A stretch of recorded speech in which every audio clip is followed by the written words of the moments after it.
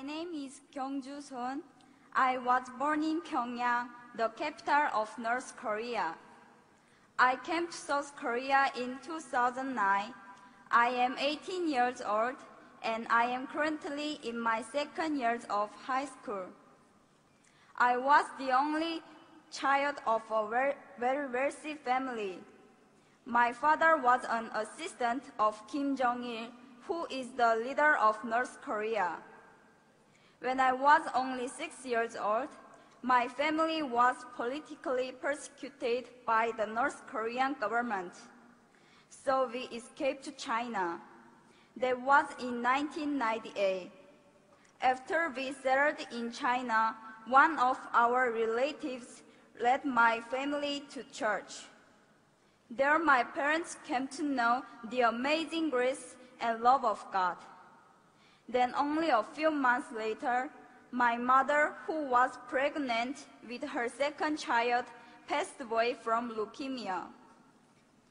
Yet in the midst of this family tragedy, my father started a Bible study with missionaries from South Korea and America.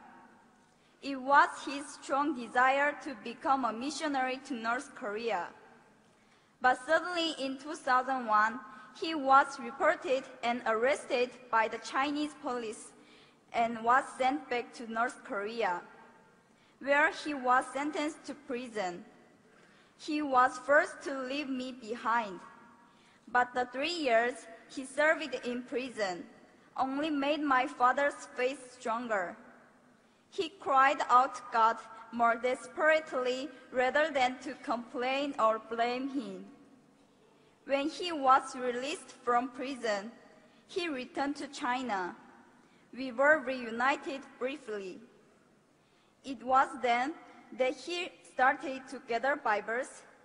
Not long after, he decided to return to North Korea to share Christ's message of life and hope among the hopeless people of his homeland. He chose not to go to South Korea, where he could have enjoyed religious freedom. Instead, he chose to return to North Korea to share the love of God in a dangerous land. It breaks my heart to tell you that in 2006, his work was discovered by the North Korean government, and he was again imprisoned. I have heard no word from my father nor about him ever since.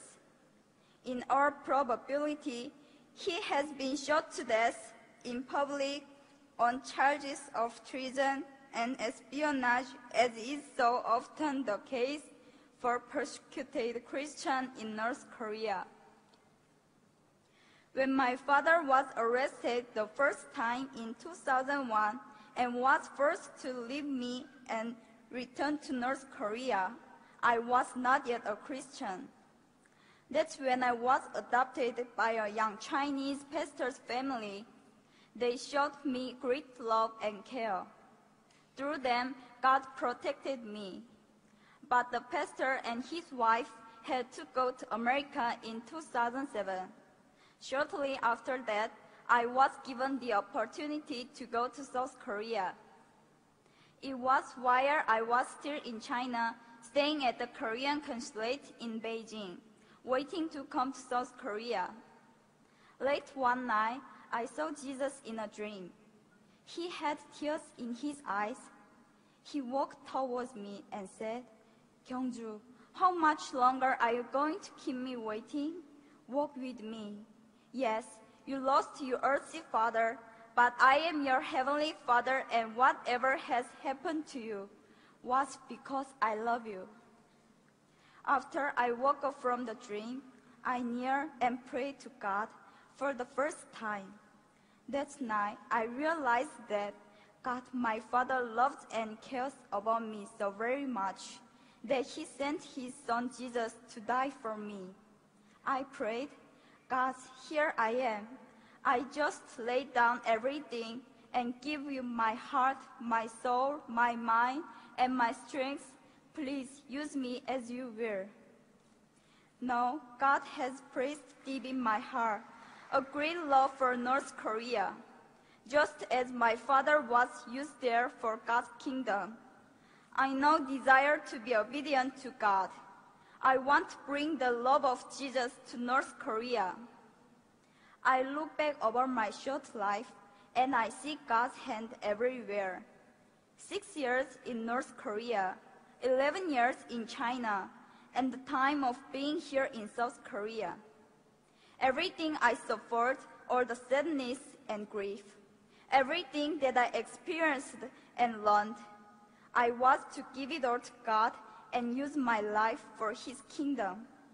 I hope to honor my Father and to bring glory to my Heavenly Father by serving God with my whole heart.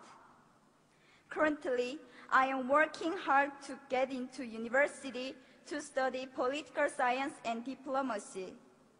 Then, I want to work for the rights of the people of North Korea, whose rights have been taken away. I believe God's heart cries out for the lost people of North Korea. I humbly ask you, my brothers and sisters here in this place, to have the same heart of God.